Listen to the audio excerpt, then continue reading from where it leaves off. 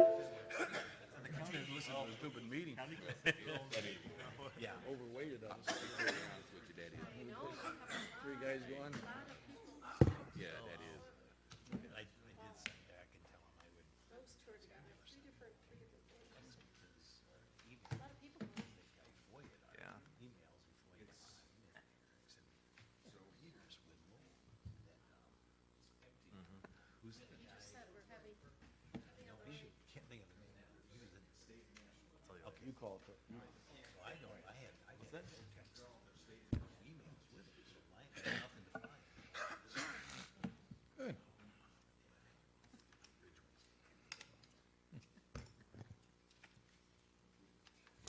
Well, good evening. Linda, could you give us the invocation, please?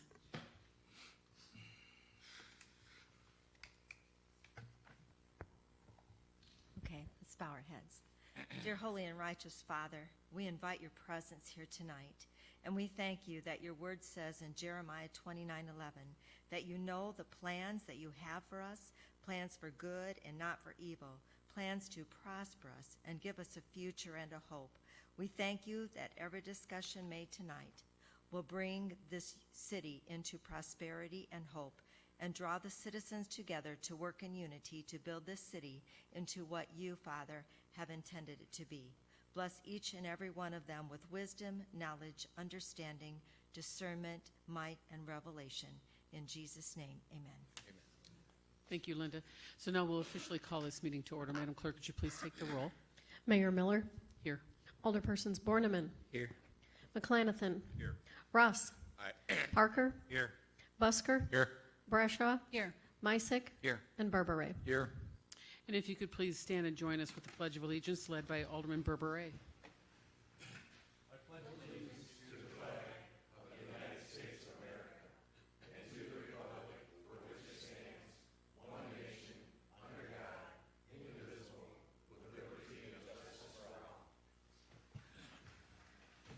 And Alderman Berberay, this is your meeting. Thank you. Council, good evening. First item of business is approval of the agenda for this evening's meeting. What is your pleasure? Make a motion to approve. Second. Second was? Either one of us. Okay, all right. Any discussion?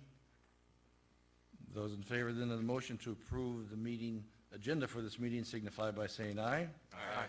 Approved, opposed? Borneman and McClanathan, I'm sorry. Agenda is approved. Next on the agenda is approval of minutes from our committee of the whole meeting held on August 12, 2019. Do I hear a motion to approve or any changes? Motion to approve, Chair. Second. Thank you. Motion by Brashaw, seconded by Busker. Those in favor of the motion to approve the minutes signify by saying aye. Aye. Opposed? Minutes are approved. We have no one wishing to speak from the public, so let's move on, please, to item number 7.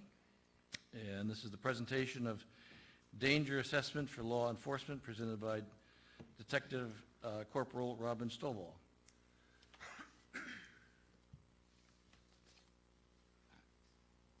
Council, if I just would like to take this opportunity, I thought it was very important to bring Robin to a meeting to share the good work that he's doing in the department in the Special Victims Unit and to share it with the public, to let them know that we are stepping up our game in the area of domestic violence. And I want to tell you, I need to share this with you because we are very fortunate to have Robin on the police department and involved in this program. Robin is one that's passionate about what she does, and I see that every day in what she does and how she interacts with people. So I think it's important, especially in a program like this, that the public feels comfortable and being involved with Robin in this program. So thank you. Thank you, Chief.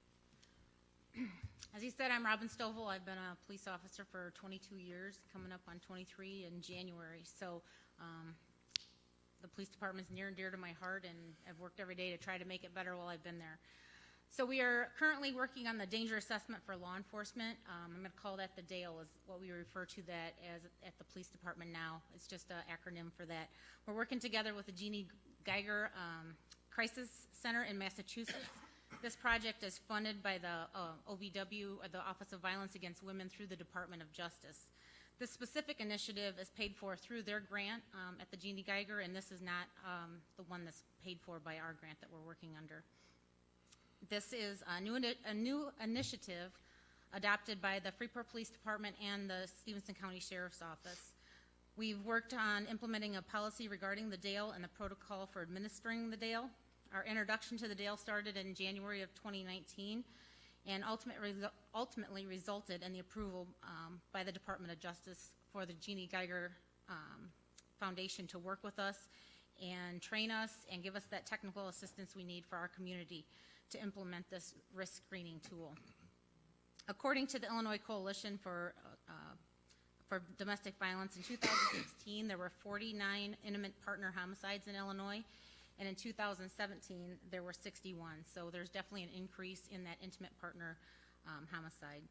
In most domestic violence cases that end in homicide, there are identifiable patterns. They've found this through research that there's certain ways that these cases go, these relationships go, that lead up to this homicide. And in fact, research tells us that the escalation of domestic violence to a lethal level follows an identifiable pattern. With those indicators, we can identify those cases moving forward being lethal, then we can use that information as an opportunity for the system to intervene. There are definitely no absolutes here. This is just another tool that the officers are going to have to use to help identify those cases. However, most of these homicides in the intimate partner relationship are identifiable and predictable. The key aspects of the DALE are to identify those victims most likely to be killed or seriously injured as a result of domestic violence through this tool. Also to connect those victims to resources in our community. The domestic violence resources here in town are primarily the voices that provides those services. And then able to provide that risk information to the courts. This is one area where I feel we've kind of not been able to get that information through to the courts, and now the judges will be seeing these DALEs as part of this process. The DALE is an evidence-based risk assessment instrument which consists of 11 questions. It's a form filled out on scene by the responding officer where intimate partner violence is being reported. The DALE brings additional focus and attention to those high-risk cases, and the DALE travels through the process with the original offense report. So it follows the process from the time of a reporting all the way through the prosecution of the case and before the judges. The DALE will be seen by myself in the Special Victims Unit. It goes to the state's attorney's office as part of the case. Voices will see it, the judges, and probation. One of the important parts of probation seeing this report, they will see these reports in the morning when they come in to do their pretrial bond report, and that would be when the judge sees the defendant and can place a bond on those domestic battery type cases. It gives that judge an opportunity to see what the victim says and the danger that they feel that they're in. The DALE screening collects a history of violence and has a built-in threshold score to help the officer identify those victims as high risk. If the case meets the high-risk threshold, the officer can encourage those victims to connect with services through our customized protocol. This also gives those officers the information to let the victims know that they're at risk and how dangerous of a situation that they truly are in. A lot of times domestic violence victims don't realize that the seriousness of the situation they're in, and as it escalates, it gets worse. We started the officer training last night. We're doing the shifts first, and members of the Detective Bureau came as well today.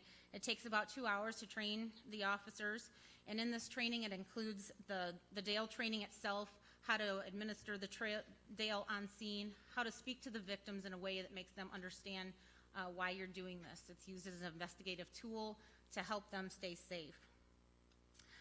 During this training, we're also covering a portion of strangulation training, which is a very serious offense, and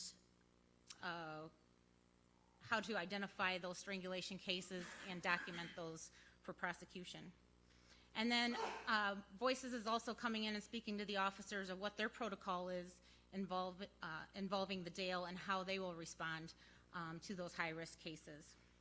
Today after the training, one of our officers went out and went to a strangulation case this afternoon and administered the jail right away. The victim has already made comments on how important they felt they were to that officer. The officer did a great job responding to that call. And that's what we really want the victim to know, is that we're there to support them. We're working with the state's attorney's office.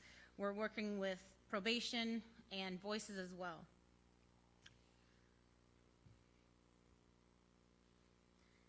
That coordinated team is really important, and I think that now more than ever it's really been brought to light that it works better when everybody understands everybody's portion of that pie.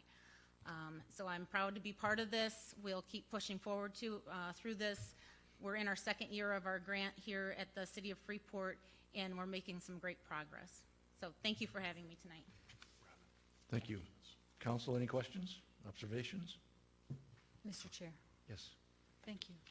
Robin, I have just a couple of questions. How many officers will complete this training? Every officer in the police department will go through the training.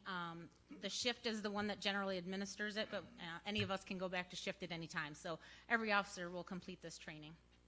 Follow-up? Yep. Thank you. You mentioned that Voices will come and speak to the officers. Are the number of people who currently work with Voices, are they all volunteers? And if so, do they have a high turnover rate? As far as Voices goes, I'm not sure what their ratio is of full-time employees to the volunteers. I work with employees, and I've worked with the same person since I've been on this project for the last year and a half. One more follow-up. Yes. Well, I guess this is more of a statement. And nothing to just the Voices people. I mean, we need those volunteers. I just was wondering their turnover rate as far as like the retraining to deal with your Dale program. That's all. They have, I do know that internally they had a training last week. They have recently hired, I believe, 3 or 4 new people who also went through the training that was given by one of their staff members, and she's currently over at the police department talking to her officers now. So I have 2 more trainings tonight to work with the shift tonight, and she's doing her first part for the first half hour. Wonderful. Thank you. Thank you very much, Detective Stovall. All right. Appreciate it. Moving on, we now have a discussion regarding the water treatment facility with Adam Holder from Fair Grade. Adam? Oh. I'm sorry. Oh, okay, I'll start off. Let's see, Go right this ahead. is a discussion for informational purposes. We had one in June, and this is an update to that. Now I'm turning it over to Adam. Thank you, Tom. Thank you. Good evening, ladies and gentlemen of the council. With me tonight I have Jeff Wiegans. He's one of our designers, also did some of the renderings, the 3D models that you'll see tonight. I've got Darren Stico, one of our project managers, heading up lead on the design on the project. And we also have Terry Carbaugh. He's the architect on the project with Richard L. Johnson. So we're probably more excited than you are about this project. Most of the stuff that civil engineers do is underground. It's buried, water main, sewer main, real exciting stuff. But this is one that, we feel this is something that's probably been well overdue for the city of Freeport to build a water treatment facility and replace what's over 100 years old. And so we kind of wanted to show you some visuals, give you some updates of where we're at. We can get into some technical, but I prefer to keep it just a general overview of just some general things. We can certainly come back to this meeting and provide more technical overview if that's what the council would like. So just kind of keep that in mind. Some of the other things I'm going to tell you before we start into the presentation is a lot of them are still concept renderings, so please don't get too caught up into, oh, that's not what the window should be, or that's not the color, because those things haven't been decided yet. It's just to kind of, again, give you a feel as we walk through where we're at. So these first drawings, as Director Kapansky stated back in June, we brought you the exterior renderings for the project.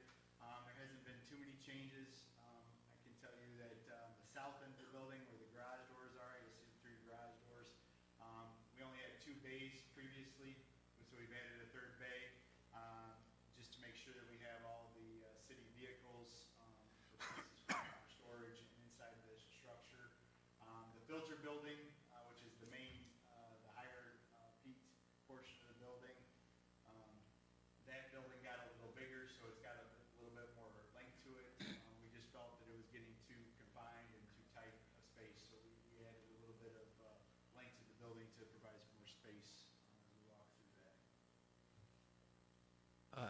Sorry to interrupt, Chair. Just from experience, if you could speak into the microphone, I know the listening public gets a little frustrated, and Yep. No, thank you. thanks. All right. Okay, so this will kind of, complete the exterior, so we'll go ahead and move on to the 3D image. So this is the same building. We basically have taken the roof off. We're going to break this into pieces. This will become more of the office, the laboratory portion of the building, so the north 1/3 of the building. The middle piece here is the large filter room, which we'll show you blow-ups of that. And then the last part was the garage, the chemical rooms, generator, electrical room, and then our pump room will be in that as well.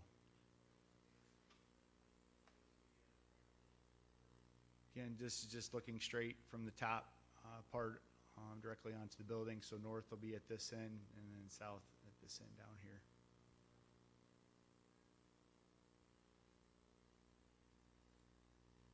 So as we go through the office layout, so I have an entry door here that'll be keypadded with safety precautions here.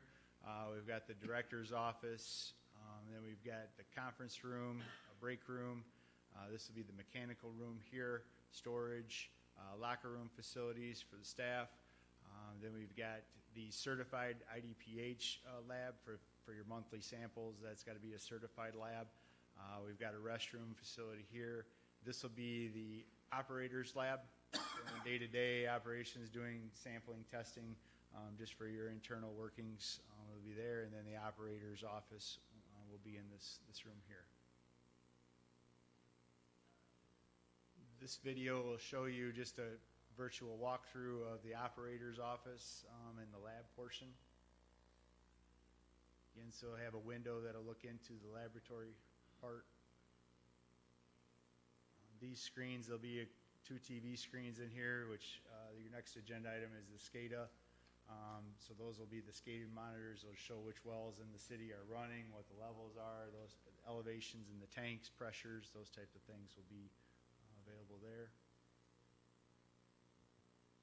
I was incorrect. That window does not look into the lab. That's an exterior window. And then this is just a virtual walkthrough of the lab area, sinks.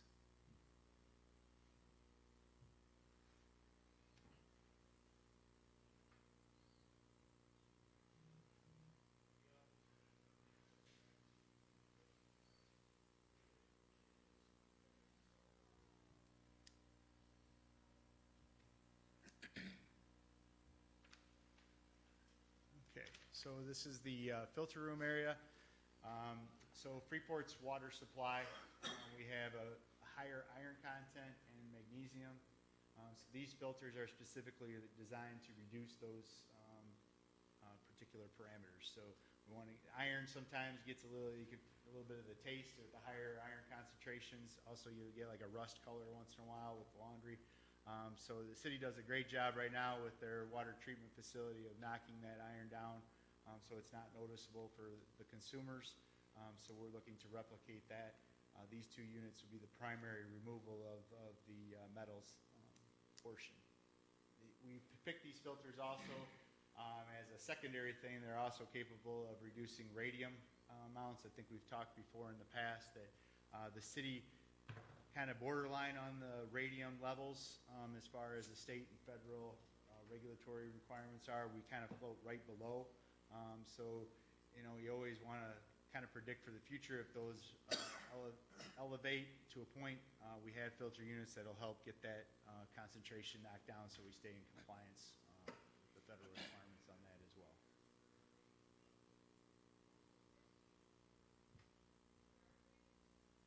And this will be just a quick virtual walkthrough of the filter room. So these tanks are approximately 50 foot in length. You'll see a mezzanine section, so you know, the mezzanine will be about 10 foot above, and then we'll show you the stairs that walk up to get access to them, but they'll be about 4 or 5 feet above that, so the units themselves are about 15 foot to 16 foot high.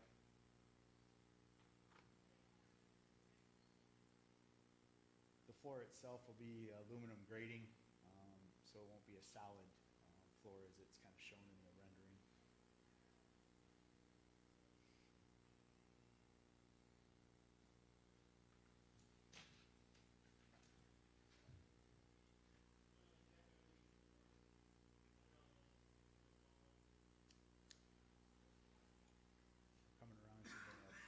the building now that'll face into the subdivision area.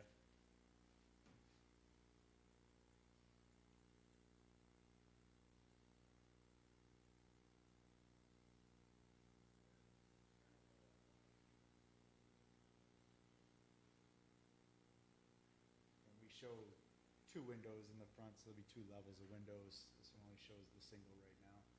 And then there's a exterior door to the front, and there'll be the steps that go up to the mezzanine level. So if there needs to be any media to check on that or any type of process change, we can get up there to view that.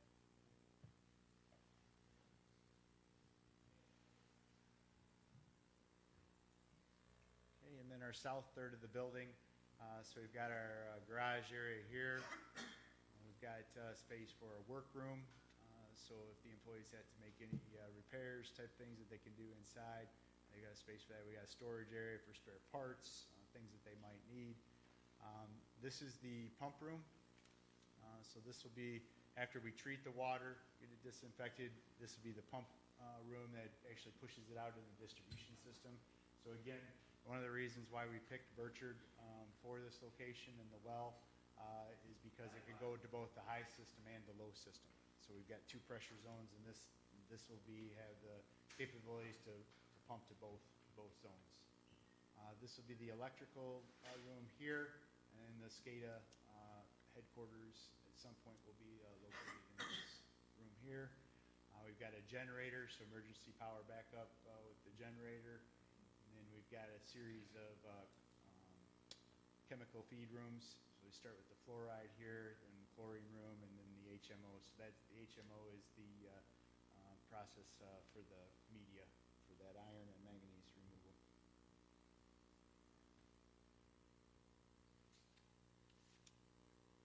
Pump room. So everything on the building, there will really no basement. It'll just be a single slab building. Again, we're talking about precast panels for the walls on some of the structure.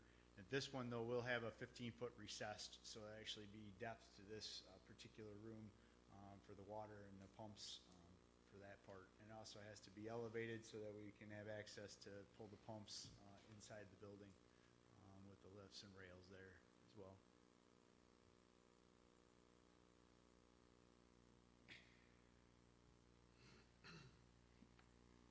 This is a picture of the generator room, south being here, so there'll be an overhead door that's on the south parking area or loading area that they'll be able to access the generator for maintenance.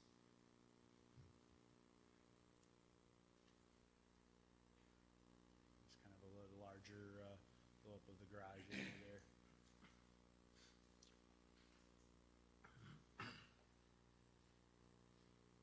And then this one is the HMO room. So we're looking into it from the south, so there'll be doors that open up for chemical deliveries. We have bulk tanks that'll be located here. We've got some safety precautions, the wash sink, and then you got an eye wash station, and then your day tanks, chemical feeds will be down here. Okay. If we can go back just to the exterior concept, Jeff. So I want to remind you, the well number 11, so your water supply is actually not going to be inside this building. It'll be located to the south, so over here around the back side of the building will be where well number 11 is proposed to be drilled. So that'll be your main supply, and then that'll be fed into the building, go through the filter process, and then final chemical treatment before it's distributed out into the system. As far as where we're at with this particular project for the water treatment plant, we're working on design plans right now with the goal of having the permit submittal to the IEPA. So we finish our design plans, specifications, we send it down to the IEPA. They have 90 days to review it. So we're targeting mid-December to complete all these plans and specifications. Go down to the EPA, and then hopefully they'll review that and issue a permit for construction in probably mid-March. And then hopefully EPA will be having our money ready for us to go under a loan for this particular project next spring. So we'd be bidding it sometime next spring. Currently, right now, we're in line and we're waiting a word right now to do the bidding for well number 11 to drill the actual well. So that'd be a separate project, and the water main that supports this to get it into the high and the low system. So we've done everything, we're in line, but as you can imagine, the state has a lot of applications right now with the revolving loan program. So they've assured us that they understand our situation with some of the shutdown of some of our wells at the current water treatment plant. So they're doing their best to accelerate us through that process. But so we're hoping here real soon we'll get notification and at least get started on the first phase of this project. So I'll open it up to questions. Questions, council? Technical support if you have some technical questions. Chair? Yes. Thank you. Once we get the paperwork back from the state, what's a real ballpark for length of time for completion of the rest of the project and operational? Real ballpark. Sure. So we'll just talk about first one, which is drilling the well, and then also the associated water main portion. So basically, when they tell us to go, we'll have probably a 45 to 60-day bidding process. We'll bring those bids back to council for approval. So you're looking at probably 90 days before everything gets sent down to the state to review the bids, make sure everything's good. And then they'll probably take maybe another 30 days to say everything looks good. Here's your loan money. Now you can issue contracts to start construction. So depending on timing with winter months, we're hopeful that we can drill the well before winter sets in. But if not, probably looking at like a March, to start drilling the well itself. The issue is I actually had to drill a winter well, and the price goes up on a winter well. Ours is an emergent drill, but it causes, because they have to causes their equipment to freeze up as they are drilling it. So, but realistically, that's probably next construction season. Hopefully, we get started this fall. The water main will follow, so that's going to be going through the cycle. But by next fall, the well should be up, drilled, ready to go. Water main hopefully will be completed. And then this project for the building itself, we're hoping to get bids next spring, start the construction, but we're probably looking at like a 2021 completion date for everything to be online and ready to go. So sometime in the summer of 2021. the capital plan has it being finished in 2021. Okay. And being in full operation at that point. And while this is going on, completion of this will be moving to drilling the other well at Willow Tank. Want to get this one drilled to make sure we got good quality. We've done the test well, we've done all the preliminary studies, but we want to make sure this one is producing what we think and it's sequenced properly before we move on to the other one. Thank you, Adam. Thank you, Jeff. And you said Terry Carball from Lindbergh? Richard L. Johnson, he's the architect. Okay. Good evening. Yep. All right. Thank you very much for your presentation. Looks great. Thank you. Thank you.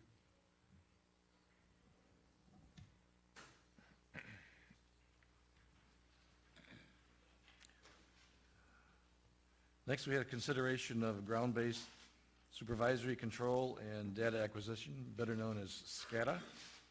And Dr. Kapansky, you're going to talk with Rich Ransford also, and Wayne Barkley. Are they with you tonight? Yes, that's correct. Great, okay. The floor is yours. Let's see, my presentation tonight is on going to, SCADA as to what we have and what we're looking to go to, as well as tie-in as to the previous presentation on the new water plants. One thing with it is that, what is SCADA? SCADA is a tool. It's a management or an operator's tool. It's able to go and have us to start or stop pumps. It has the capability of being able to time security cameras. It also has the capability of gathering data so reports could be generated to provide to people that need information for the regulatory agencies that I have to go and report to. And, well, what do we have? We currently have a fixed base SCADA, which means that the items, the pumps, the motors, gauges, pressure devices. It's all wired in, and then it comes back to a central location. And from there, we're able to go and start or stop, get data in that. So, do we want to stay with fixed-based from what we have, or do we want to use the new capabilities of cloud-based SCADA? And with cloud-based SCADA, basically what that is that we can interact with the SCADA system via, I could be up in Wisconsin and an alarm could come off and I could log on, observe what's going on, or the staff as well. So with the advances in technology, the treatment plants are going to be designed using cloud-based. And then with that, there are some impacts financially and operationally of going to a new system, or do we look to run a parallel system as to what we have currently? And as far as the history of what we currently have, the very earliest version of a SCADA system is essentially 20 years old. That was when we installed a biological process, and there was a little bit of an update back around 2012, 2013. One thing with the equipment that we have, the servers, the computer terminals, best practice is probably to go and change them out every 5 or 6 years. The first upgrade back in 2012 was probably a 12 to 13 year time frame. When it was upgraded in 2013, we want to go and do it now. And basically we have 7 years on this equipment. Some of the software packages are no longer being supported, such as Windows 10. Those are supposed to be not supported after December 31st of this year. So we do have items that are not going to be supported, and with the ability to look to start with integrating the new treatment processes, what would be a good idea to go and move forward with? Let's see. Also over at the water plant, the earliest version was installed just roughly 7 years ago, and the water plant, the off-well sites are run via SCADA.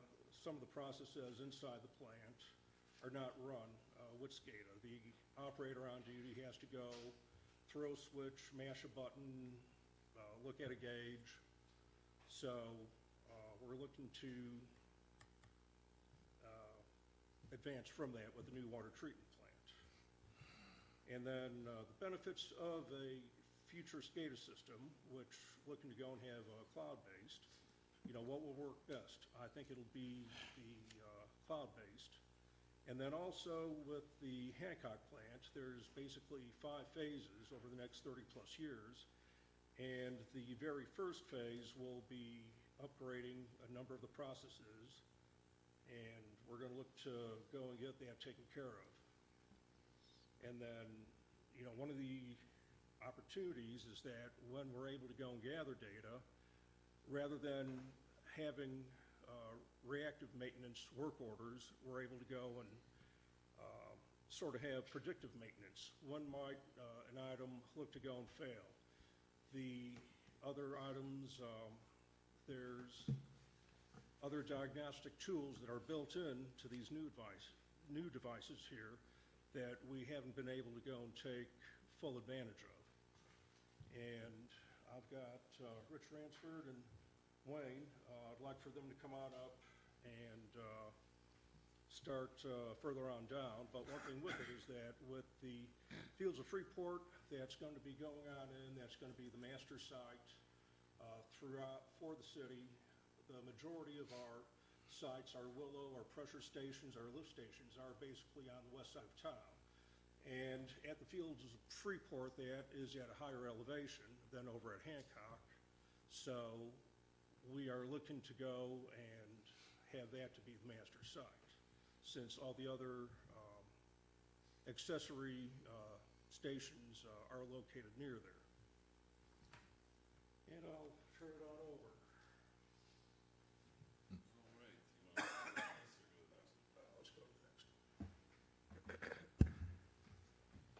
Wayne Barkley from Metropolitan Industries with Rich Ransford here. Thanks for having us.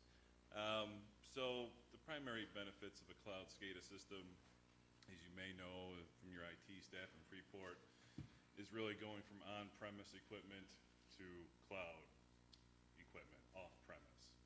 The benefits is that it's cheaper to rent it than to buy it and maintain it. And we host our system on Amazon AWS, and it's more secure than most towns can do by themselves. So you get a lot of security benefits, you get redundancy benefits, you get geographical redundancy benefits, and it's 99.99% uptime.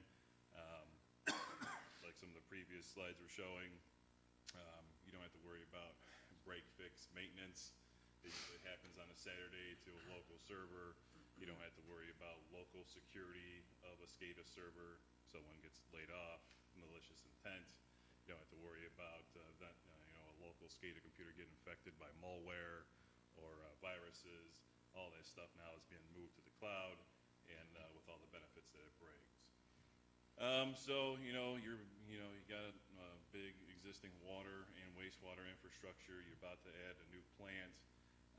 The software you have currently is old and out of date, and so really to be prepared for your current needs and the future, we propose migrating to the cloud, getting your SCADA system in place and ready when the new plant is about to take off. Automatic reporting is a capability of the system. A lot of times these days, a lot of operators and a lot of municipalities are getting their EPA reports emailed to them at 8 o'clock in the morning at the first of the month. The computer cranks it out. You guys give us a spreadsheet of the report you typically submit. We work our wizardry to get that report to crank out, and then it's just an example of the powerfulness of the software. We also have a built-in AccuWeather capability. So when you get the SCADA system, you also get an AccuWeather plug-in. Basically, it's good for taking accumulations over a 24-hour period, and then you can trend it with lift stations or your wastewater treatment plant influent. You can possibly start feeling out infiltration studies, where to maybe line pipes or replace stuff, and so we get into preventive maintenance as opposed to reactive maintenance, all that fun stuff. We also, the remote access becomes a big part of it. So a SCADA system, for some of you, the big things are alarm notification. Okay, if something happens at your well or your water plant or your wastewater treatment plant, how are you going to get notified?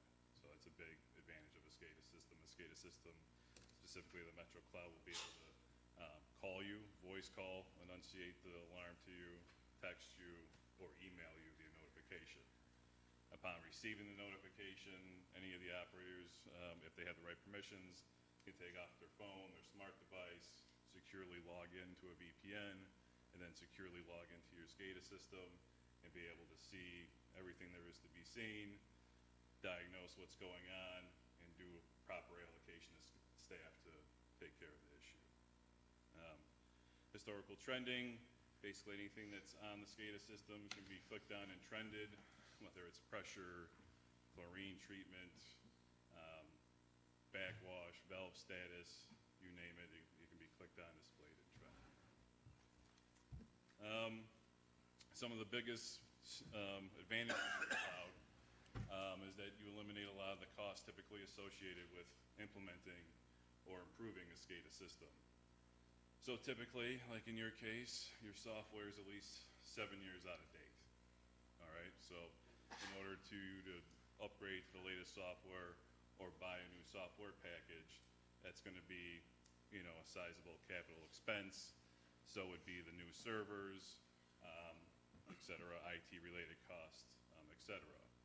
With the cloud, since everything is run in the cloud environment, there's no servers to buy, there's no software to buy, there's only a monthly fee to pay based on data usage at the sites. Eliminates costly phone lines and problematic radio links. Sometimes, as your SCADA system does have radio in certain elements, over time, when winter, summer, the antenna connections can degrade, the radio performance can degrade, and then it just becomes like a maintenance nightmare to have to go in there, power cycle radios and do stuff like that. So with the cloud, you're avoiding a software expense, you're avoiding upfront licensing costs, and then the ongoing support. Typically with SCADA software, you're looking at 15% usually maintenance on the software license value. So that means every year you're paying the SCADA software vendor 15% to support the license. Whereas if you go to the cloud, you're underneath the cloud umbrella and you won't have to pay for support ever again. So I'll leave it at that. So council's aware, what's in the budget, the capital budget for this year, is to move to digital SCADA at the Hancock wastewater treatment facility, because we're preparing for the move to digital cloud-based SCADA at the water treatment facility as we build that. That's built into the project. That's what our goal is. We are going to have to run some in parallel because we won't be able to shut the Brick Street station completely down until we get the second facility built at Willow. So there will be some, we will have to be running a little bit, but the goal is, I don't know what our desire is, by 2022, 2023 is to be completely cloud-based SCADA. Okay. Thank you. Other questions? So the one thing is we're going to ask to put the approval for this on the next agenda for the wastewater treatment facility. Our contract with Strand for the current system expires here the December 31st. Chair. Yes. What are we looking at for costs on this? Let's see, it's roughly $50,000 for Hancock and the associated items out in this system, and then as far as the Brick Street water plant. It's $300,000 is what we've got budgeted, but that cost will be based upon the final design of the plant. So I wasn't positive of the cost for this year. Mr. Chair. Yes. Thank you. Manager Crowe, it all sounds real good when it's explained to us like this, and we do appreciate the in-depth communication to help us understand this. My question is this, sir. Do most other communities do this when they have an antiquated system such as ours? So the community I came from went to cloud-based digital SCADA 2.5 years ago. Monmouth, when I came, that was, we were already in the cloud. And part of it is driving fiber. Kurt has been very aggressive in getting fiber throughout the community to all our buildings, and that's helped. But he is struggling with various, we're having issues. I think he spent more time on the Birchwood Water Tower in the last 6 weeks than on top of the tower, trying to keep it up and operating versus doing other IT things. So this is the move towards fixing that. Okay. Follow? Yes.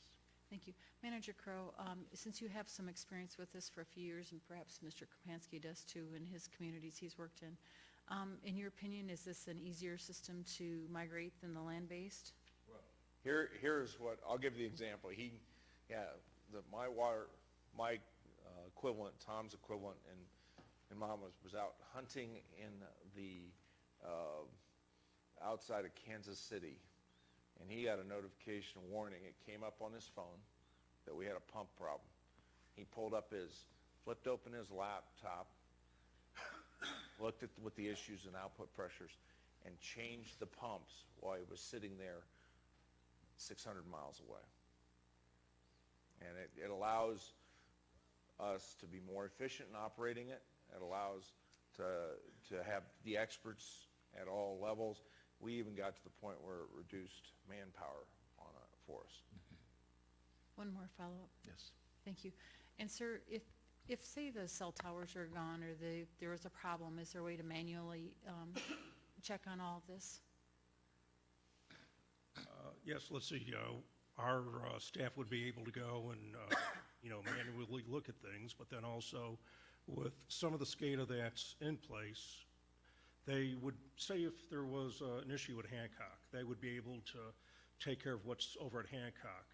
Over at one of the lift stations, the programming is such as the lift station will operate on its own independently, and then when the communication is back up, it will, a term that's used is backfill, is that it will take all the data that it wanted to send out when the system was down and will backfill it to bring all the information up to the current point in time.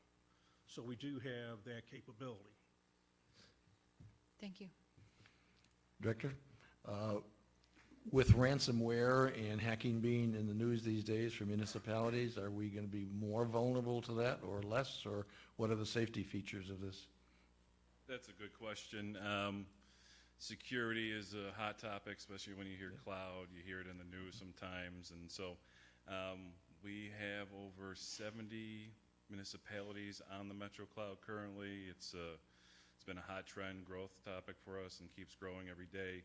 And what we find is that we're more secure typically than any one town could be by themselves, with the conglomeration of running on servers that are 99.99% reliable, running on Amazon, $1 billion e-commerce giant. When was the last time you went to Amazon.com and it wasn't there? So you're piggybacked on top of the powerful architecture there. We're also diversified across different cloud platforms. Should something happen to one, we're also redundant on another. We have 2 geographically redundant servers that run. We use military-grade encryptions for all access to the cloud. Use also, if I remember right, use BitChain. We use private IP addresses. Okay. And so typically when you have a cellular device, you use a public IP address. The analogy I like to use, that's like your mailing address. Everyone knows you get spam in your email from time to time. So imagine having an address on the internet where everyone can send you the spam email or whatever. And so that's the public IP address. When you're on the Metro Cloud, we use private IP addresses for our cellular connections. So the analogy is now you're in a gated community. No one else knows your IP address besides us at Metro Cloud. So that in and of itself eliminates like 99% of all malicious activity just being segregated like that. Also, our cell modems are not directly connected to the internet in any shape, way, or form. They're DMZ'd, segregated to specifically not be allowed to be touched by the internet or communicate to the internet. So we take all of the security stuff very, very, very seriously, and we're very secure. Thank you very much. Chair? Who said that? No. Me, Art. Yes. Yes. Now, the cloud, the signal is sent through satellite or microfiber? So there's a conglomeration, so it's basically Ethernet based. And so if you have like a Comcast or a DSL high-speed service at the water treatment plant, wastewater treatment plant, like I believe you currently do now, we could use that and or cellular modems. Our system runs through Arrow, right, Kurt? Arrow, and then we're going to an all fiber-based system with Arrow. Okay. Is there, follow-up? But is there some systems ran on satellite? Excuse me, one more time? Are there some systems ran on the satellites? There's no satellite communication with the cloud currently. Not to say that we couldn't do it, because again, if it's Ethernet-based communication, we could make it happen. But to date, we've been cell modems and land-based internet via Comcast, Arrow, AT&T, or whatnot. So one more. So you found this to be more secure than Yeah, any we other specifically have, one of the things about Metro Cloud is that we have private partnerships with Verizon and AT&T. So our cloud is connected to Verizon and AT&T's backbone via secure links. And so that's what makes it more secure than just using your run-of-the-mill public IP address for your cell modem, is that from our cloud to Verizon, It doesn't transverse the internet. It goes across a completely private, secure pipeline and uses private IP addresses. Basically, the question was to keep the bad hackers out. Absolutely. Yep. Thank you. Mr. Chair?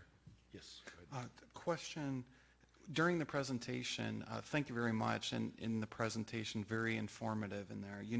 I noticed a couple of improvements or opportunities that this system provides, and you had mentioned about monitoring pressure, more ready data on the treatment side, and then as well as valve status. Now, do you have examples, like within some of these 70 cities that already have SCADA systems, in savings that you found within those municipalities, like an aging infrastructure where you're able to identify, let's say, a water main that's beginning to fail or a valve that's beginning to fail? Great question. Absolutely. So a good example was Romeoville's wastewater treatment plant, a 15 MGD plant, newly constructed, I believe, like 7 years ago. During the time of install, we got the SCADA system going before most of the major components of the wastewater treatment plant were online. So when the blowers were coming online, and these were big, like 50 horsepower blowers, very expensive equipment, we had the SCADA system going. The blowers were started up, under startup, and so 1 year warranty or whatever we started seeing bearing temperature fluctuations on one of the blowers. We started seeing it surge every once in a while, and then we started getting over temps on other areas. And so we were able to extract that data from the SCADA system, provide it to the supplier of the blower, and then they serviced it, replaced it under warranty, as opposed to you didn't find it out till 1 year down the road, and now you're paying for a new blower or some major repair. And then we get into even like preventative maintenance stuff. So we can take like runtime hours on pumps and say, okay, if the delta goes to 1,000 hours, let's send them a notification to grease the motor or blow out the fans on the VFDs or to do X, Y, and Z preventative maintenance. So it's really open-ended where you can, as creative as you want to be, you can build in a lot of feature-rich stuff that will, help you allocate staff better, help you do preventive maintenance better, and overall just become more efficient and get some, longer returns on your investment just because you're maintaining stuff better, reacting to situations better, and allocating your staff. Sure. more efficiently. Follow-up? Mm-hmm. Yes. So in this case, as it relates to pressure and where obviously you have aging infrastructure and you're trying to have the least stress on piping that we know is very aged, right? So does the SCADA system give more opportunity there to regulate or have alarms at certain pressure ratings? Things of such? Absolutely. I mean, every bit and piece of information that's coming into the SCADA system, which boils down to what kind of inputs and outputs are going to the PLCs in your system, can be displayed, trended, alarmed on, notified. Several different actions can take place on every little piece of information coming into your SCADA system. So I liken it to like taking off the blindfold. All of a sudden, some communities never have a SCADA system. They get a SCADA system, and now, oh my God, this lift station's filling up at 3 o'clock in the morning when there's no rain. Someone's dumping into the wet well. Oh, here, look at the elevated tank level crash at 3 o'clock in the morning. Must have had a main break somewhere. Oh, look at the PRV on that side of town. Look at how the pressure dipped. And so you can start, playing detective and getting to the point where you can see stuff like that. Thank you. Thank you. Yes. For Manager Crow, you mentioned we have budgeted $300,000 for this, but that's not the cost. So in next year's capital plan, so this year's capital plan, we actually budgeted about. 55,000. What's that? 55,000. For this year, for this system that we're talking about bringing forward. Next year, which you have not, the council has not yet approved the capital plan for next year. We have 300,000 set aside, and that's including the upgrade to the water treatment facility, the building it on the new water treatment facility, the lift stations and all the other equipment that is not associated with this. Follow-up. Yes. So this is something that will, it sounds amazing, but it's also going to be within our budget and we're going to be able to afford. So the 300,000 is actually going to be built into the loan that we're doing for the water treatment facility. And one more follow-up for the gentleman.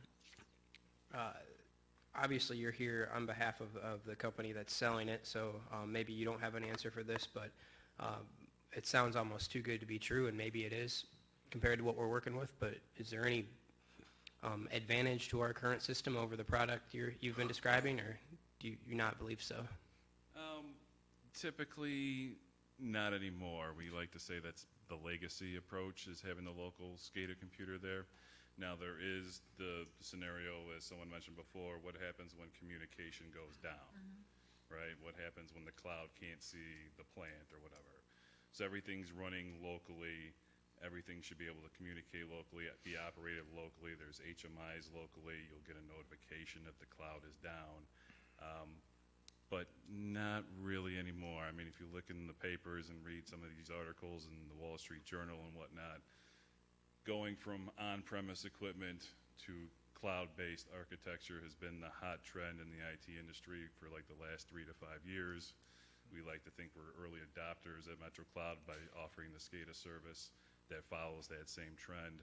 And so there's very few cons and a lot of pros. The only con would be if we built a redundancy. So our proposal would have 2 connections to your water treatment plant and your wastewater treatment plant. So if one connection goes down, we fall back on a cellular backup and vice versa. So you're redundant between wired and wireless, and you're redundant between 2 different internet service providers, your current one and then Verizon for the backup. So. All right, thanks for the presentation. Yes, sir. Thank you. Director Krapansky, one question.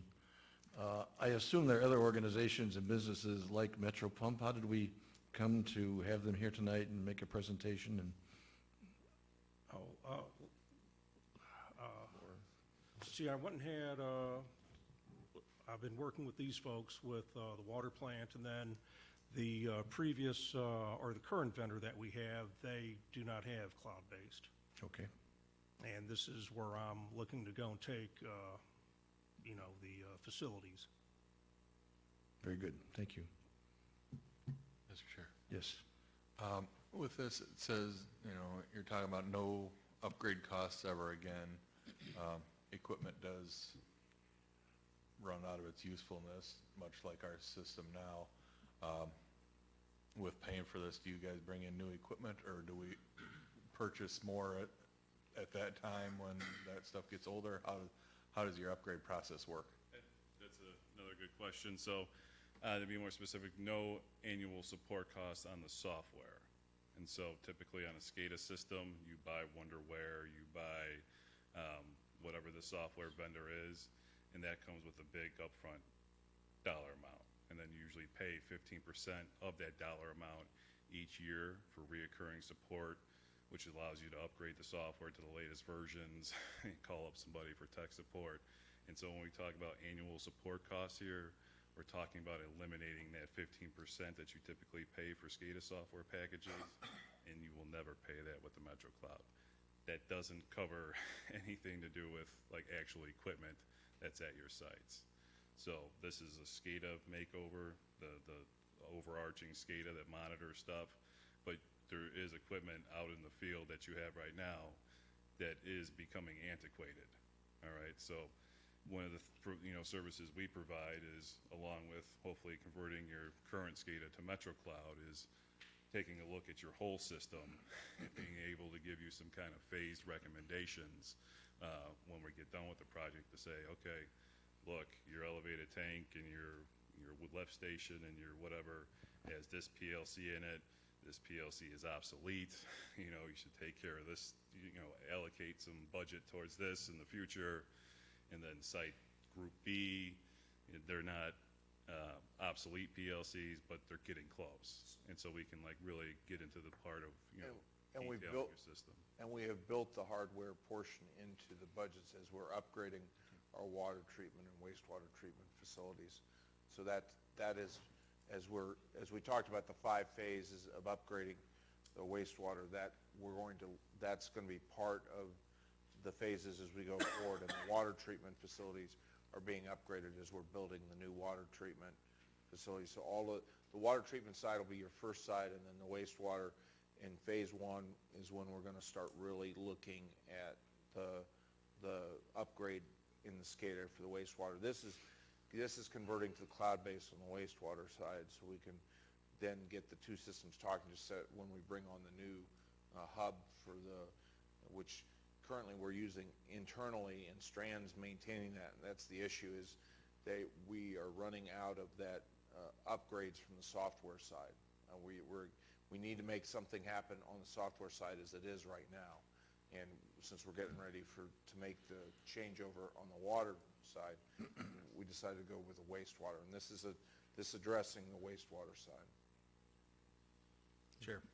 Yes. Thank you. To follow up a little bit on your question, I think in response to Alderman Berbere, you had indicated, one, these guys obviously go to provide the cloud-based, and then 2, you got some operational familiarity with them.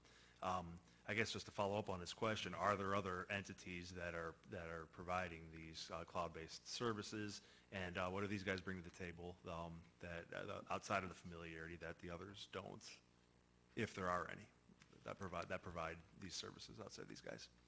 Okay, let's see, I had 2 other firms come on in and give presentations, looked at, what we have here, and the cost of one of them was roughly 3 times what is being offered, the proposal from them. Another firm, it was probably at about 75% higher cost.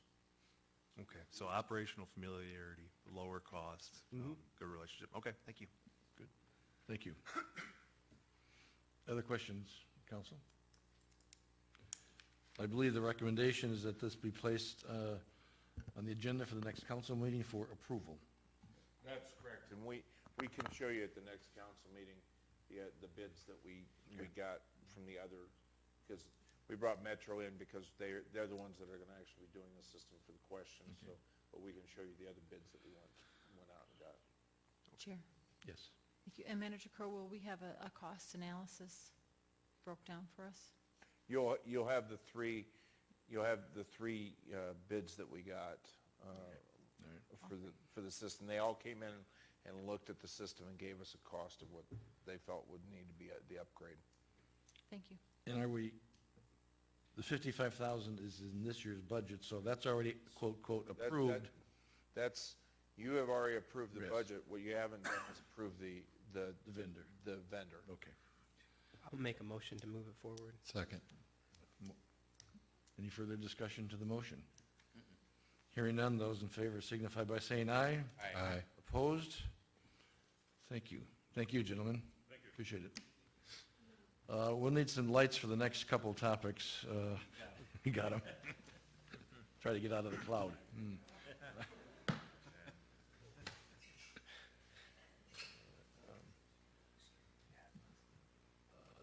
Number 10 tonight is discussion of an ordinance authorizing sales tax on adult cannabis. And Attorney Aaron Zito, you're going to work from up here, or I can work from here if that's okay with everybody. We're actually going to kind of do this as a 3-headed monster presentation. I've got Attorney Cox? We've got Attorney Cox and myself and Attorney Zito. As we've been talking, if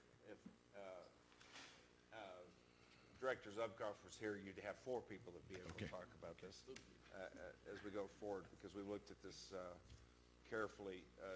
The one thing, before we get started, there has been, and Attorney Zito may mention it, whether we go forward with the cannabis or not, we are looking for guidance as a discussion here going forward. Our recommendation is that we go ahead and authorize the sales tax, because that doesn't impact whether we're going to approve cannabis or not, but that has to be done we believe, we can't get the state to commit to it, we believe that has to be done by the end of the month. So whether or not we adopt cannabis, that'll put at least the taxation, if you make the decision to move forward, then we get the 3% already on there, and that's what we're authorized to do. So with that, I'll turn it over to Aaron and Steve. Yes, so, thank you. Okay. Thank you, Manager Crowe. So as all of you guys probably know, the Cannabis Regulation and Tax Act was adopted this past June, and that basically legalized the possession of private use cannabis for residents over the age of 21. So in a nutshell, marijuana has been legalized in the state if you're not a minor. So one of the items that the Act allows for is a certain amount of regulation at the local level by the municipalities. And one of the initial questions that municipalities have to decide is this 3% sales tax, assuming that the community wants to allow the retail sale of marijuana, that then we have the right to tax it up to 3%. Okay, and you don't have to do the full 3%. You can do anything below it, but if you're going to, it has to be in increments of 0.25% there. So that's the question that's before you with this ordinance, is that this would just impose the sales tax. So this is a cannabis sales tax. It's similar to the sales tax on other goods that are sold at the store, but this is just specifically related to cannabis there. So as Manager Crowe mentioned, there's a little bit of a discrepancy as to at the state level as to when this ordinance has to be approved. The legislature didn't necessarily, when they put the effective date of January 1, 2020, that's the first time that anyone can sell retail cannabis, is January 1, 2020. When they set that date, they didn't necessarily take into account the practical aspect that the Illinois Department of Revenue, which is the department that would be charged with collecting this tax, basically has a schedule that says that if you adopt a sales tax by October 1 of any given year, we'll start collecting it that following January 1. Or if you adopt it by April 1st of any given year, then we'll start collecting it July 1. So there's been a little discussion as to, well, this act isn't even effective yet, but we might have to, adopt it now because we have to beat that October 1st deadline if we want it to start to be collected January 1 when the act actually does go into effect. There's some discussion that this might be cleared up in the fall legislative session. We don't know that for sure, but that's been the discussion thus far. But to be safe than sorry, there have been communities that are adopting it now, turning it into the Illinois Department of Revenue by October 1, just to be safe. Ultimately, if the legislature ends up saying, hey, it wasn't effective until January 1, 2020, well, then we just adopt it again there. But at least if they keep it and say it is effective now, at least we've hit the window of that cutoff of October 1. So the discussion for the council right now is just about the 3%. Do you want to impose it? Do you want to impose 3%, 2%, something different? And so the municipalities on the side, it's going anywhere from municipalities that are adopting it, are going anywhere from what their home rule sales tax is to clear out to the 3%. 3% is the maximum. It can go into the general fund. The one thing I did say, so this afternoon, IML at 4 o'clock this afternoon released their question and answers. I've given a copy of you. I've had an opportunity to read through this. This has all your adult cannabis, and so everybody's trying to catch up to the state legislature on this. Our recommendation is to go ahead and the other thing we've asked is the Illinois Department of Revenue is whether we can set aside the sales tax. We can always modify it. Again, this is not saying that we're going to adopt the sale of cannabis. This allows us, though, if that longer discussion that we're going to have, that we are already in position to tax it if we decide to have it. If we don't, that decision, and the county is already making that decision to go forward, at least the discussions I've had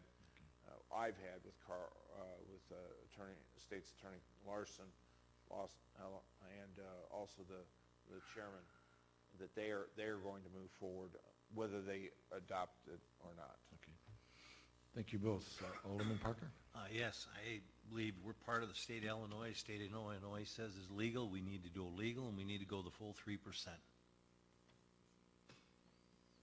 Thank you. Other thoughts, other questions, council?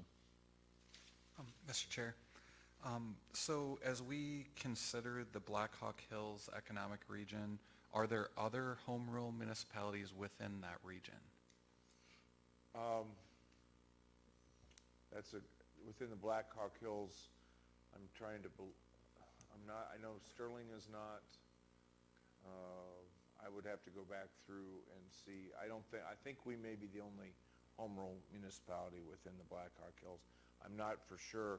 There are 6 counties within Black Hawk Hills, and most of them are very rural. The other large cities are Dixon and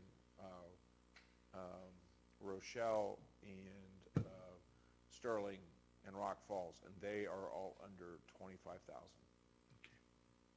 Mr. Chair. Thank you. In the county, if they had sales sites within the county, not necessarily within the city of Freeport, what is the sales tax percentage they would charge? Well, initially we thought the reading was 0.75, but there's been a discussion that it actually may be higher than that. So again, we're getting into the documents. We're getting some clarification on it. They want to tax at the maximum amount that they're allowed to. Alderman Misick, did you have a follow-up? Yes, so as we're considering the percentage and how that impacts, so we're looking at this is I guess it's leading. We don't have information, we don't have data, but we're thinking on economic impact, right? And this is a matter of risk, and we're considering what those various options are. Now, when we just look at the demographics of the Black Hawk Hills economic region, I can see that because Freeport is the largest municipality within that region, Freeport is attractive to businesses regardless. And I'm just stating, I believe my position in this is that the full 3% is not going to deter businesses from wanting to work with Freeport. Thank you. Chair. Yes. Whether we do it or not is the broader question, but in the event that we do it, I have no problem with the 3%. Okay. Other thoughts on the percentage? Chair. Yes. This is just thrown out there for discussion, but if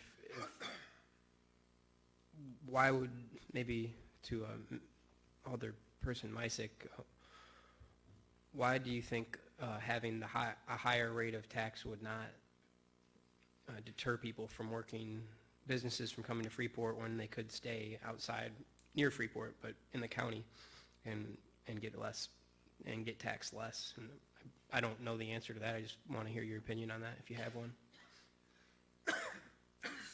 So my personal thought on it was simply the area, the region, right? And if a business can come to Freeport, they're going to have a much better opportunity than, say, a rural area, right? That they're going to have a lot more clientele and so forth in which to do business. And now, obviously, this is Freeport doing our job to regulate well, assuming we go that direction. But I understand Manager Crow bringing this to us that we act on it, so we make that deadline, and I still stand with the 3%. Follow-up? Yes. I should be asking you not, but this is for Manager Crow. So right now we're unsure of what the non-home rules maximum taxation can be. Originally, it was stated that the non-home rule was 0.75. We believe that was it. We're getting some, and Steve, do you want to that we've gotten some feedback recently that they may be able to actually tax at a higher rate. They ought to be in 0.25 increments. 0.25, and I believe that a municipality can go up to 3%. So non-home rule can go up to 3%.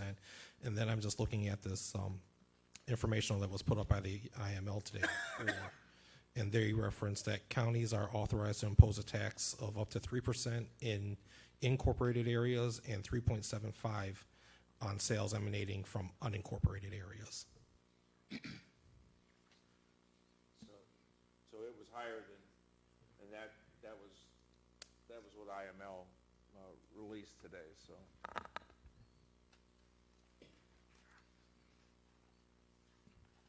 So if I heard that right, it can be 3% in certain areas and even 3.75% in other areas in the county or non-home rule? Correct. And I'm looking at page 24 of the packet that Manager Crow handed out to everybody at the very bottom.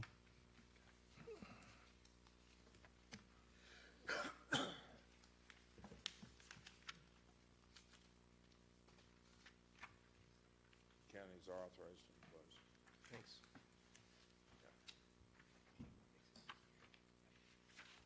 And so that the people that are watching understand, this is information that we got, was released at 4 o'clock this afternoon. So we're working off new information on how we got it. So this is, everybody's reading it as we're going through it. Mr. Chair. Yes. Thank you. For the listening audience, I'll read the quote. Counties are authorized to impose a tax of up to 3% in incorporated areas and 3.75% on sales emanating from unincorporated areas. Mr. Chair. Yes. Manager Crow, you said earlier that you believe the county is looking to tax at the maximum rate possible for them, so at 3% we could foreseeably be less than the county. Equal or less than the county. Depending on where they decide to, whether it's an incorporated area, because you have some incorporated areas outside the city, Freeport. If I could add some clarification there, I'm actually, the summary is great. This dog-eared mess that you see here is the actual statute, and just looking at section 5-1006B talks about the county cannabis retailers occupation tax. What that allows is a 3.75% tax on unincorporated areas. So in the county, what we think of as in the county, they can impose up to 3.75%. They can impose a 0.75% overlay effectively on sales within the city. So we can tax to a maximum rate of 3%, so it keeps that max at 3.75 pretty much across the board. There is an opportunity where some of that information came through that we saw that showed 6%. That would only be in Cook County, and I think, is it McHenry County? McHenry County. The other home rule so that you're aware, in Cook County, they're actually allowing each one of the wards to opt out on general election. So each one of the voting wards can hold an election, special election, and allow them the voters to make the decision to opt out. Opt out of sales. Opt out of sales. Cook County. Only in Chicago. Right, only Cook County. That's right. Only Cook County. Only Chicago. Could someone explain the vagaries of the county 3.75 and we might be 3%? And if they're in, we're part of the county though. Right. So, But so we're an incorporated municipality, they can lay is an additional 0.75% on top of whatever we tax at. okay. Chair. Yes. So what you're saying is for incorporated areas, the county can put in another 0.75, and in the unincorporated areas, counties where they don't have that initial 3%, they can also do a corresponding 3.75. It evens out the numbers. That's correct. All right. And one of the things is when you talk about where the dispensaries are looking to go, some conversations that are had with dispensaries, the areas that they're actually targeting are areas where they may have flow in from Iowa and Wisconsin. And so,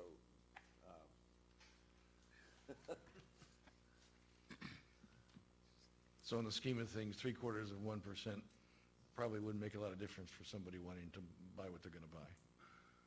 Okay, that's correct. yes. Personal observation. Council, any further questions for our attorney, the city manager? I believe we need a motion to move this to the next council meeting for first reading. So moved. Well, and we'll actually, so we're talking here, we'll probably ask to waive the rules so we can get this, so we'll have Oh, the first text, reading right, and okay. and waive, so we can make sure that is that at 3%, is that what the council's desire is? Can I have one question? Sure. Yes. And this is for any one of you three. So January 1st, every dispensary that currently exists is going to be able to start selling.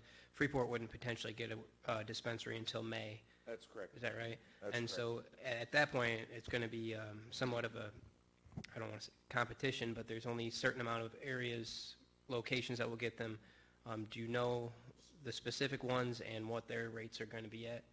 So the medical marijuana, the medical marijuana facilities still keep their taxes at 1%. Right.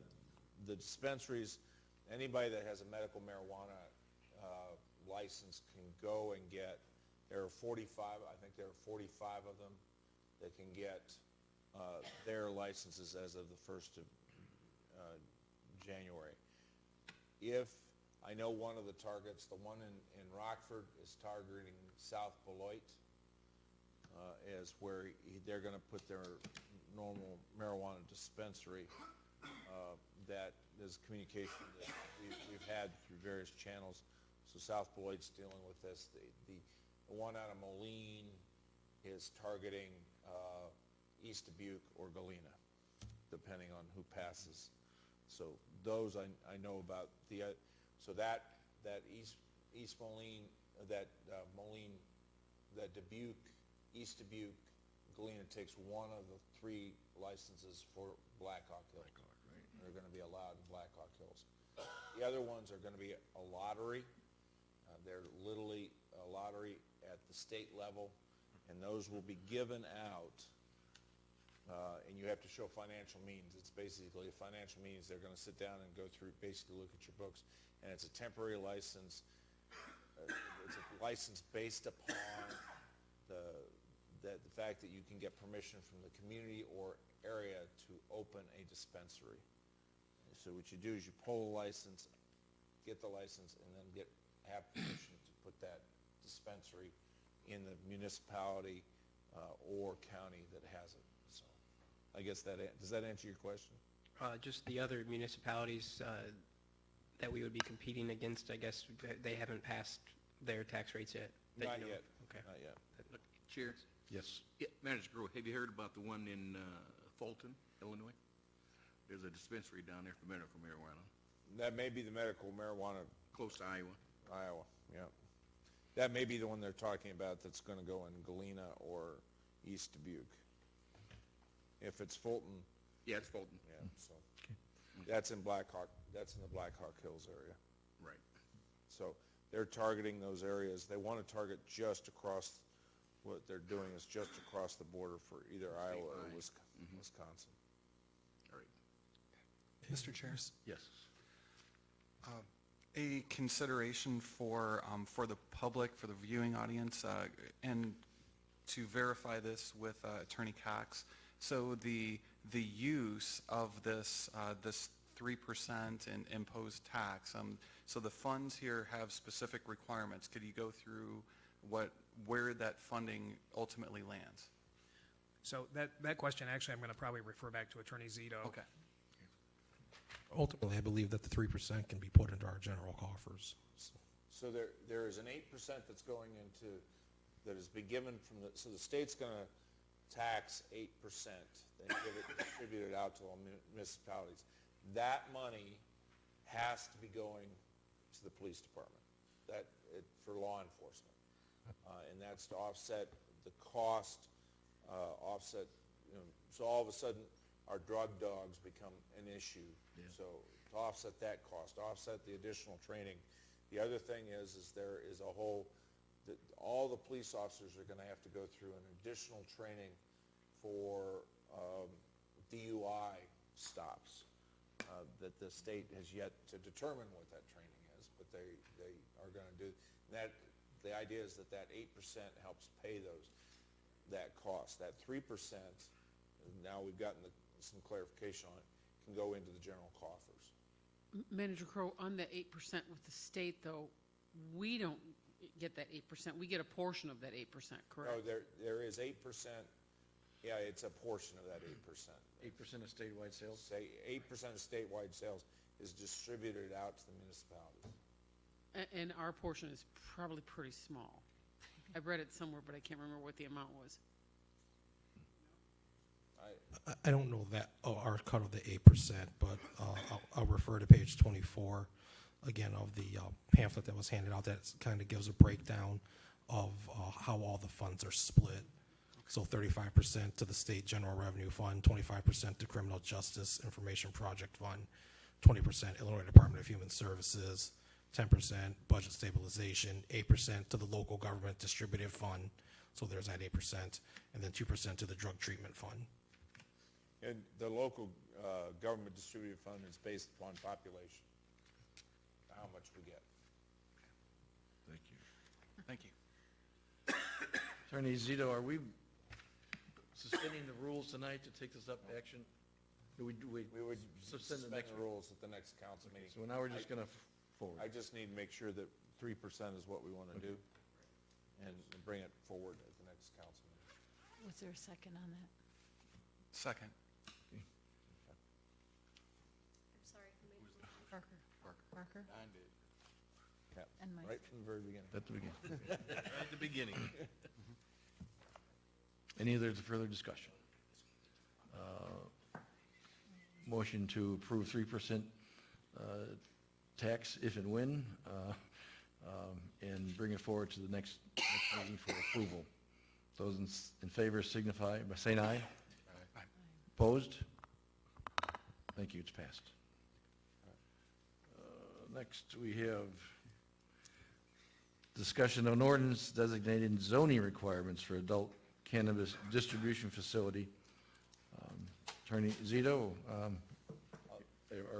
Well, I'll start this off. Okay. So we got this is based upon the IML put out a draft ordinance here, and this is, so we actually have a couple decisions here to go forward with this. Number one, do we actually want to have the sale or not have the sale? Number two, how do we, if we do have the sale, how do we zone it? There is no licensing. The city does not control through licensing. What we control through is zoning. And so the map, the large map, which is sitting at your table, was produced. I will give Eric and Kirk credit. They put it out. IML said no more than 1,500 feet from any school, preschool, adult facility, and just so you know, the medical marijuana says 1,000 feet. So this is actually more restrictive than the medical marijuana. But the state says as a minimum, we've got to enforce that 1,000 foot. This is 1,500 feet, and there's also a 250 feet for residential based upon that, which actually incorporates it. Basically, if we incorporated it, it would leave one or two areas within the city we could do it. And I'll turn it over with that with Attorney Zito and then Attorney Cox. So as Manager Crowe mentioned, there's an initial threshold question about just whether or not you want to allow the retail sale of cannabis within the city. The communities have an option to opt out of that, so as a baseline, you're allowed. Community should then can adopt an ordinance to say, we don't want to allow retail sales within our borders. So I guess that's the initial threshold question. If answer that in the positive that we do want to allow it, then we'll have the zoning discussion about, well, in what zoning districts should we allow which type of use? But if the answer is no, we don't want to allow it at all, then there's no need to have any further discussion. Attorney Zito, does that mean, when you say retail sale, are you saying one dispensary? Is that what that means? Right, so the retail sales meaning the dispensaries, so to be able to sell cannabis at retail. Okay, you just said dispensaries, so there's a possibility of Freeport having more than one? Theoretically, yeah. It's maybe unlikely, but So the first year, there's a single possibility of a single dispensary, because no municipality can have more and no county more than one. But then as they go forward, we can get, each year they're going to authorize more, the state is going to authorize more licenses. So it's this first year, May 1st, and it's limited by economic zone. So Blackhawk Hills gets 3 within the economic zone, which are 6 counties and the municipalities that I talked about earlier. Chair. Yes. I got an initial question. We keep talking about dispensary, but looking at this ordinance, it covers a lot more than just dispensaries. It covers craft growers, cultivation center, infuser organization or infuser. So are we just wanting to talk about the dispensing organization, or I mean, the way we got it here, it's a lot broader than that. Yes, and as a matter of fact, the allowances that are provided by the state ordinance allows for such things as craft growers, et cetera. So I think that really we do need to be thinking in terms of all adult use cannabis possibilities, the infusers, the craft growers, et cetera, as part of this. So we all can kind of think about the dispensaries. That's what everybody thinks about. That's what the public thinks about generally. But the actual act authorized significantly more than just the dispensaries. Follow-up, Chair? Yes. And did it limit the numbers on those initially? On those other non-dispensaries? No, not specifically. So we need, all right, so the only limits are what we do on zoning.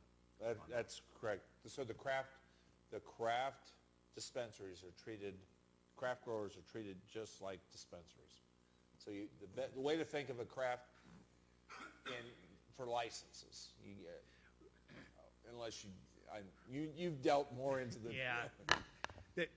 The regulations are complex. The reason for that is the state sort of took it onto itself to define all the things that we typically, like from a liquor standpoint, have local control over. So the state has taken on basically the regulatory control on all of these. And what it's left the cities with is siting control. So, and literally that's about it. We have some leeway within the regulatory sphere, but very little. It says that we can regulate things in concert with the statute, but it can't be more restrictive than the statute. Well, that pretty much is the extent of local regulation, right? So the siting of any of these things is really where the local planning control comes into play. So I think it's, well, I've got everybody's ear. I think it's worth mentioning. The state statute does not specify any setback. It only specifies a setback of 1,500 feet from another dispensary or another grower or something like that. So absent regulation, there would be literally no restriction on where something could go other than it's a retail sale, so it could go in pretty much B1 on up. I think the dispensaries actually state that they cannot go in residential as well as craft growers. And IML's interpretation of this is IML's interpretation is that 1,000, because there is a 1,000-foot medicinal but it's not in the law itself. Yeah, the interesting thing on that is medical cannabis actually has a setback. So the one that you have to get a prescription for your doctor, that has to be 1,000 feet from various facilities. Recreational does not, according to the state regs. Also, in terms of the map, as I'm looking at it, and City Manager Crow and I have had some discussions on this around several different issues, but one of the problems that this particular setback scheme provides is the residential care facilities. For a lot of reasons, those aren't really well cataloged.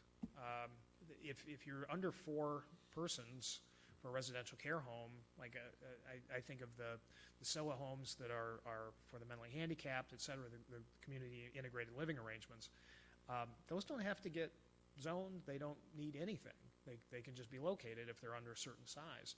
So you could have a 1 or 2 person residential care home. Typically they go up to 3 or 4, but which would, and I know for a fact that there's a couple missing from the map.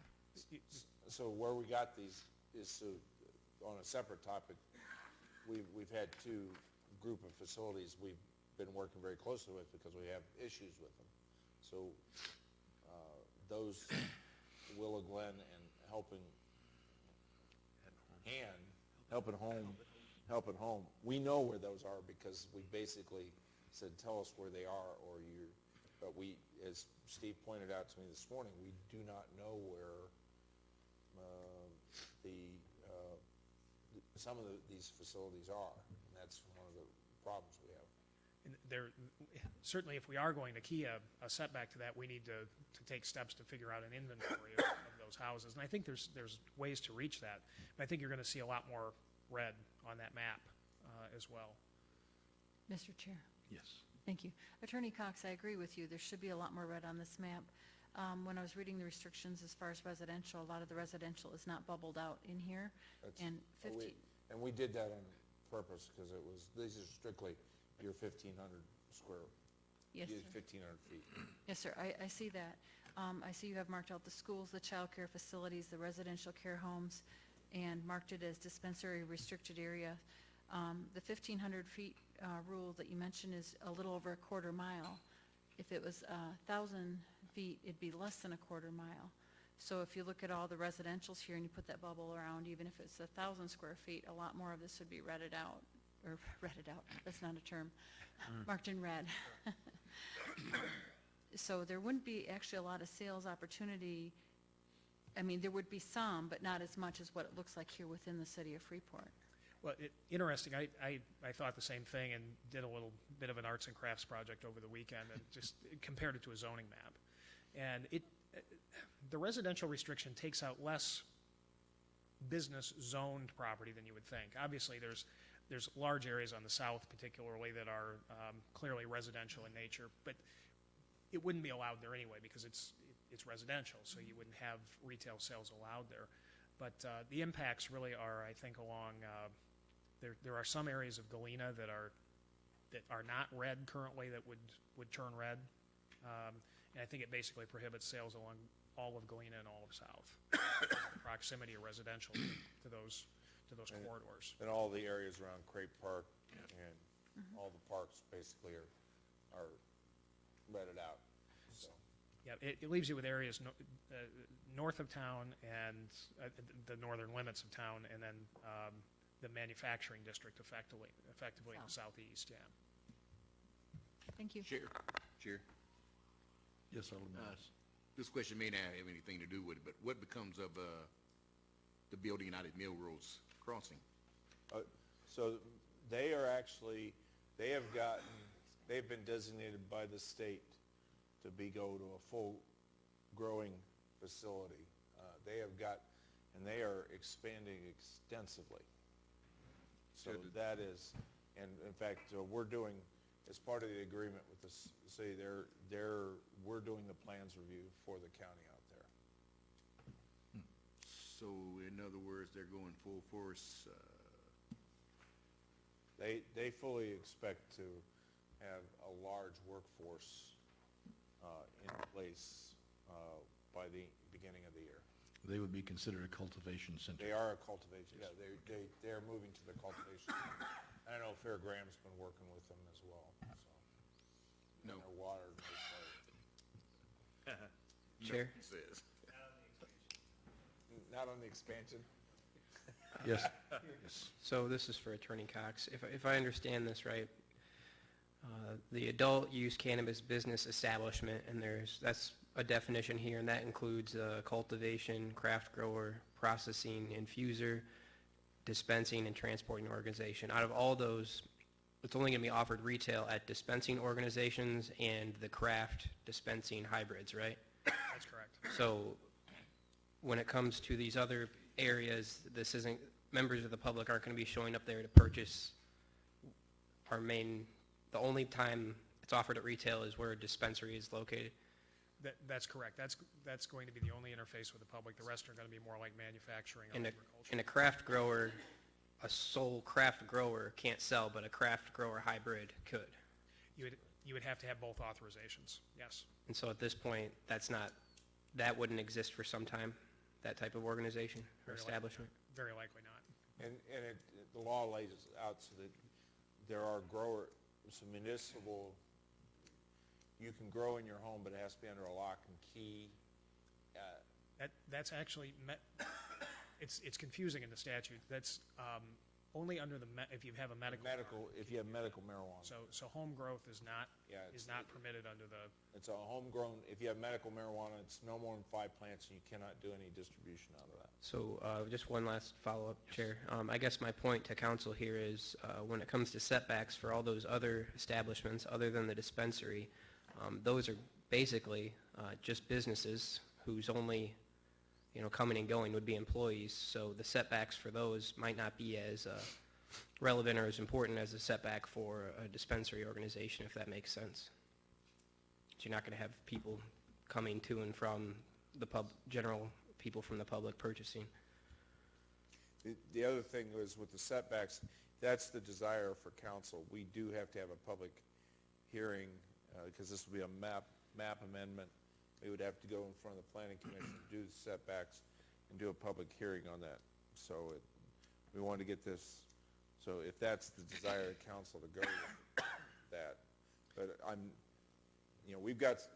looking at this, we've talked about between both the attorneys and myself, we have some time on this because we need to have it in place by the 1st of May, basically. Maybe earlier. Well, here's where, in answer to that question, here's where the timing could matter a little bit. I agree with Manager Crow. The first one can't open its doors before May 1, and I think that's a pipe dream if we think that date's actually going to be met. But one thing that may be relevant here is, from what I understand, is the state is supposed to have applications out by October 1. And the idea is to take applications up till the end of the year, till January. And that's for those licenses that will be issued in May. So what happens is you apply for the license, you get a provisional license, then you go out and shop that provisional license to see where you're going to place it, and then you get your final license and can open up. So what we may start seeing is starting October 1, if the applications are really out, but as early as October 1, we could start seeing inquiries into zoning requirements, because that's part of the application process. And so we've had 2 types of inquiries the council should be aware. We have had people that just think that they're going to throw it up in the storefront out, but we've actually had 4 serious inquiries on looking for what our zoning regulations are, where they're going to go, and what, asking us where our regulations and if we're going to pass. And it's from people that are I believe are serious investors. For dispensaries or for dispensaries.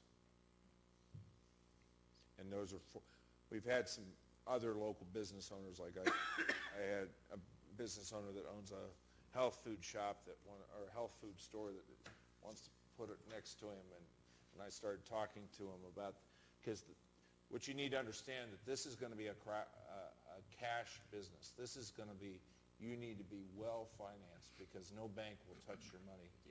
Ingrove Farms is having to pay their employees with cash, and they are having to pay their taxes in cash, and they are even to the point where certain banks in the area will not have their personal bank accounts within their facility. So you got to be, this is a well-financed. Counsel, as Attorney Zito said at the very beginning, it's a matter of yes or no. If we're going to authorize, legalize the sale of adult cannabis. And I think before we go forward to all the zoning issues and setbacks, we need to get a sense of direction from each of you, if that's the way you would like to go now. But this isn't vital to make a decision on whether or not we're going to go forward with more, I mean, what are you looking for the council tonight, Manager Crowe? I am, right now, tonight we wanted to present you the information. Okay. And but I do need, I think probably within, if it's not this COW, it's the next COW, we'll need to make a decision as to where we're going. Well, and I think one of the questions is there's a public hearing involved here because this is a modification to our zoning ordinance. And since this is a text amendment, what would happen is this would go in front of the Planning Commission for a public hearing. It would be probably, I guess, what I had envisioned is going to Planning Commission next month with this. So the idea of presenting this ordinance to the committee of the whole this evening is to give all of you a chance to look at what this maybe is going to look like before it gets to council, and certainly request any input that any of you may have, any inquiries, so that we can wrap all that in. I would say that the amendment looks a lot different if we're allowing it or disallowing it. And it takes a lot less work to write something that says no than to say, under these conditions, yes, in these locations. It's basically, it's a 2-paragraph ordinance. Yes, that's very simple. But the more, if there's a direction here to move forward, then we need to start looking at where those facilities are going to go. I don't think it's the end of the world if that doesn't hit next month's Planning Commission, but as I said, we are going to start getting inquiries, and I think we certainly should try to have that in place by the end of the year. Technically, we need to enact these ordinances within 1 year from the date that the effective date of the act, which I believe is the beginning of June. So we've technically got a great deal of time to get this done. But I think if we want one of these businesses cited here, then we need to move forward relatively quickly. Otherwise, they're going to miss the application process. Yes. In all reality, I think we need to lay out the pros and cons, so that there would be no conversation with the general public. Maybe that's something that comes up at the, what you call it, the public meeting? We have to have a public hearing. The public hearing. And I think that council needs to, that's why I got this. I think each one of the council members, my recommendation is to go through this. We go ahead and have the public hearing to kind of get feedback from the public on what their feelings are. We can use that public hearing and then go to the planning, with the Planning Commission, the understanding that then we can come back to the council and ask for your guidance based upon what we hear at the public hearing. My reason for stating that, then that way we get all the bases covered.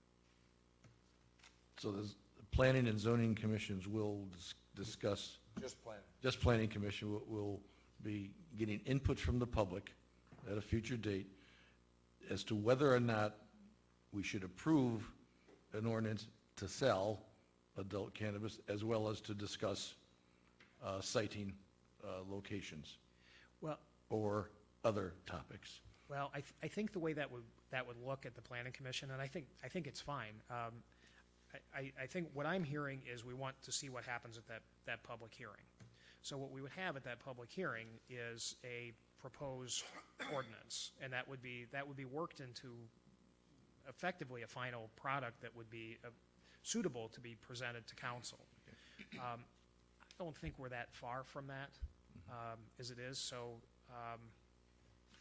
I think that if the direction here is that we want to see how that public hearing goes and see what how people react to the ordinance that's presented.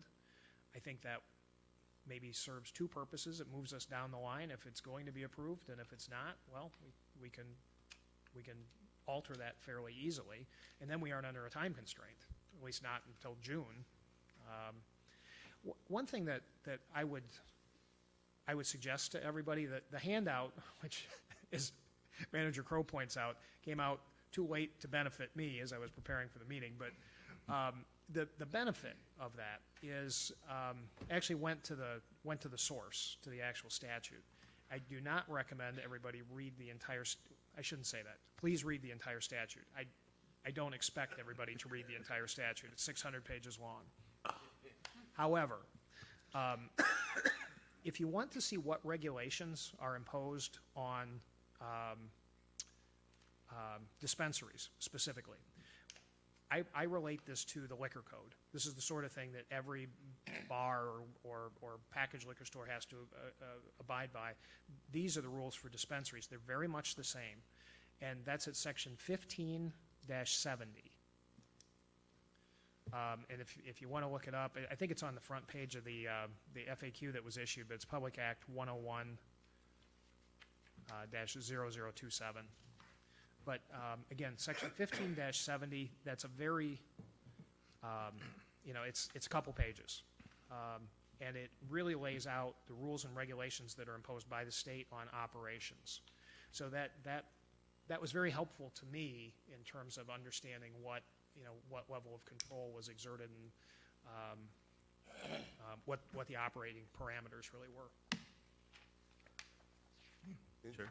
The other thing is so there are three training sessions at IML, and then there's an additional training session first week in October, which both sets of attorneys and Matt is going to go with me, that deals with, it's being co-sponsored by ILCMA, the Illinois City and Community Management Association, and the Illinois Police Chiefs Association, that will give us more details on issues with law enforcement, issues that we have to think about in dealing with zoning, issues that dealing with economic development. There's actually a session on what's the impact to your community if you decide to legalize in your community. And I would recommend, by putting this into the Planning Commission and hearing that we would have that additional information back. So with that, I will be quiet.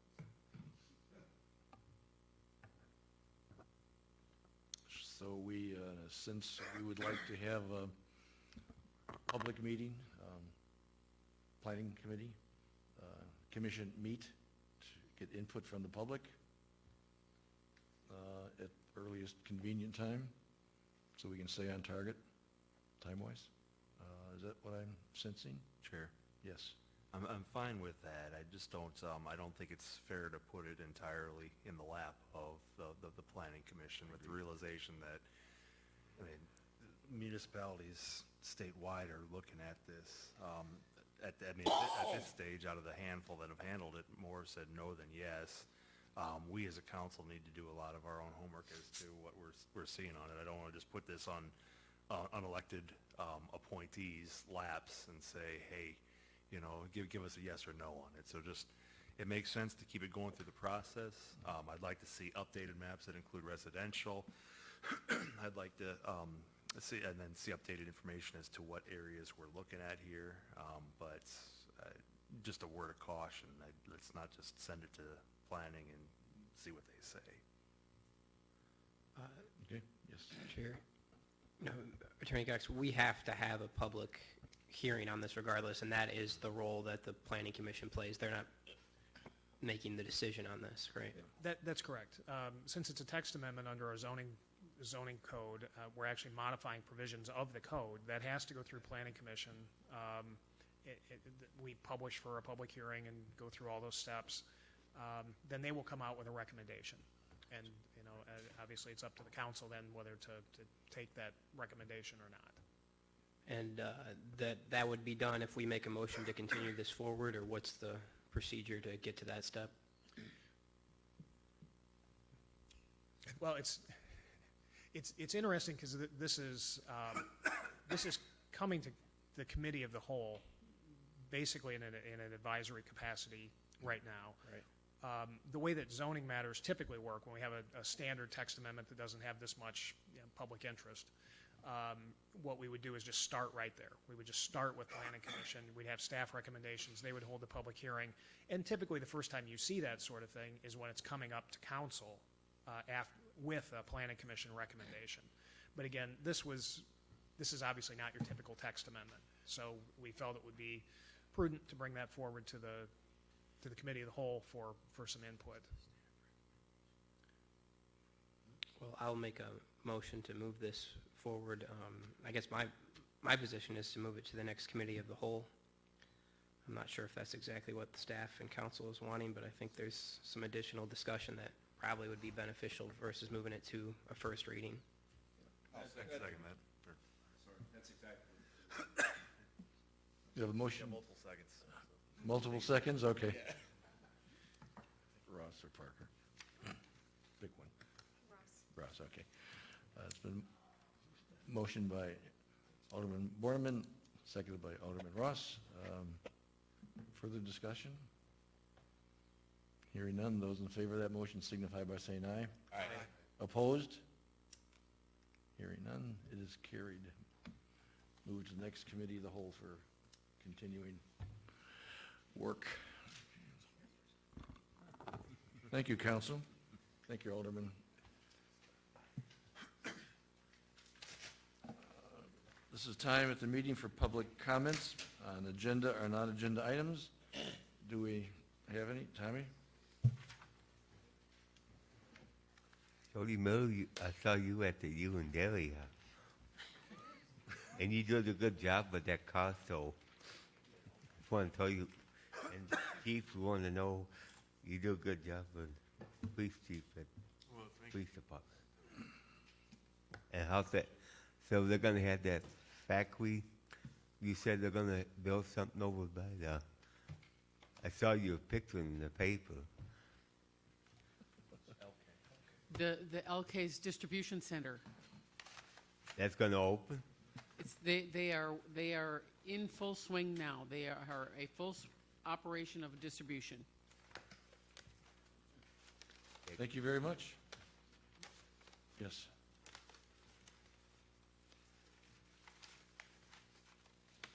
This is regarding the selling of marijuana in our city. I would just hope that as a council that you would look at other communities where this has been legalized. And it says something to me when they say there's going to be 8% or whatever the sales. Some of it has to go to the police to help them get more training to decide what to do. That says to me there's going to be trouble. I mean, that's what that says to me. So, there's really no significant data, I would say, of how it reacts with medications and things. I'm a nurse. I work in a nursing home. And how it reacts with the other medications of the people, even for the medical marijuana. Plus, is there any stipulation of how much they can buy at a time? Can they buy it just once a day? Can they go in 3 times a day and buy a certain amount? There's a whole lot of things here to consider. So I would hope that there's a lot of intensive study about all of this before a decision would be made by our council for this city and what would be in the best interests of this city.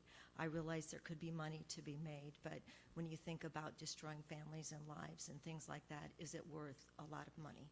So I would just appreciate consideration in those areas. Thank you. Thank you for your thoughts very much. No more public comments? I guess we're at a point where we'll accept a motion to adjourn. So move. Second? All those in favor signify, is it a roll call or not? All those in favor signify by saying aye. Aye. Opposed? Thank you. We are adjourned.